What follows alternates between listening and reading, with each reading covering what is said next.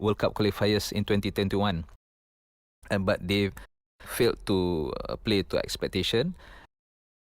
But Sumare in 2019, he was the only one selected because he was the only one eligible. Correct. And he performed very well. He scored against Thailand, against Indonesia, and he was really he added strength. He was a powerful addition to the strike force because we needed someone who could carry the team on physical terms. Then for me, the idea was noble. Because all over the world, teams are known to be taking in naturalized players to strengthen their teams. Yeah. So it's something that is not only a trend; it's a requirement for me in world football today. I don't think we should scrap the idea, but we must identify the right talent at a younger age to be able to be, to be identified by the national coach. Okay. To play for the team, yeah. All right. So, but aside from Sumare, who do you actually? Is there any other names that you will come up with that you think does not belong in the national setup right now? In that sense, I wouldn't want to question Pan Gon's selection, because we need to give him that trust. We need to give him the authority. After all, he came to Malaysia with good credentials, having been head of the technical department in South Korean FA. He was in charge of the various national teams. He worked closely with Paulo Bento. That means he was working for a nation or a federation that has been in the World Cup.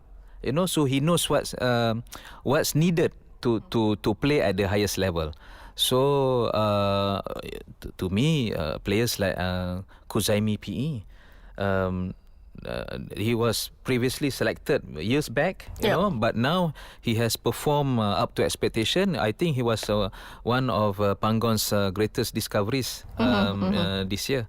A real good addition. But when it comes to those who are not relevant to this setup, I think we still need to give time for Pan Gon to finalize the team ahead of the AFF Cup in December. Okay, you basically analysing what Kim Pan Gon is like on the field. I want to know what he's like off the pitch, because as a reporter myself, I would like to get to know him on a personal level, but we've actually haven't been given the opportunity to do so. So of course we would like to know, because when we talk to the players, they always tell us like he's like their own personal Abu G, which is like father in Korean lah. So basically it's like that. They say, oh, he treats us like a father, and then he tells us that he has respect for us because he knows we're like somebody's boyfriend, husband, son, and such. So you, having been in FAM itself and had the time to speak to him, what can you tell me about him? Not necessarily that I did have access to him all the time,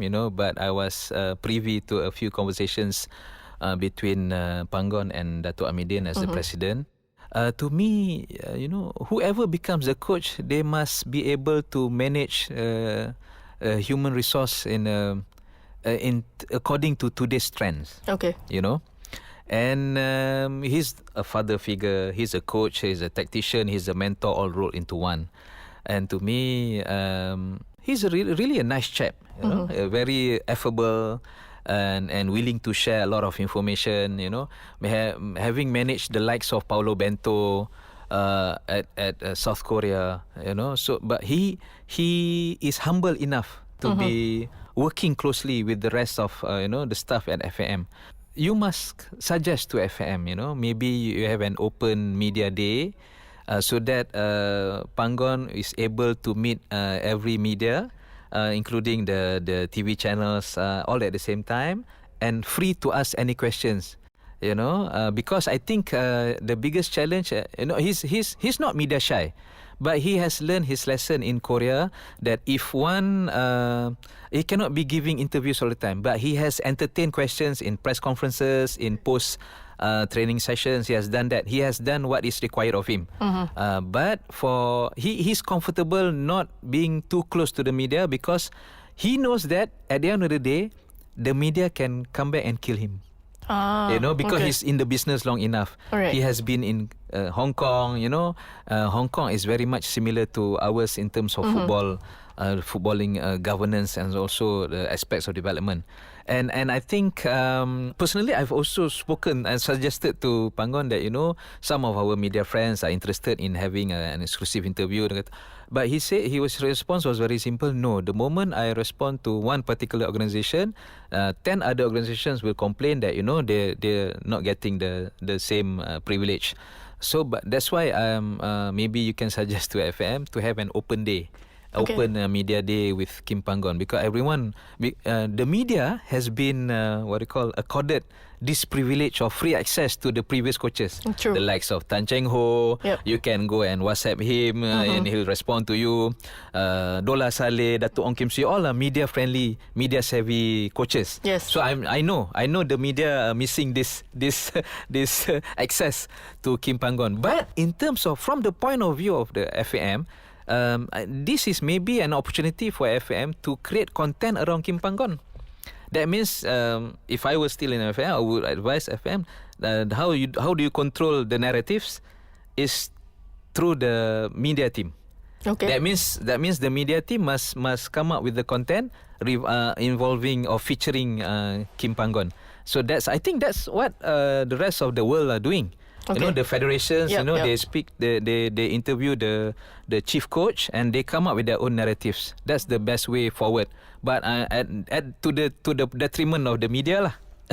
Yeah, I felt that from the moment you started speaking about it until now, because there is a hole there, that's usually filled by the national. But eventually he has to give a free rein to the media. Maybe once he wins the AFF Cup, in December, Okay. or maybe after the Asian Cup, if he is comfortable enough, to be facing this barrage of questions from the media. Okay, FAM, please take note from your former staff. Audio Plus.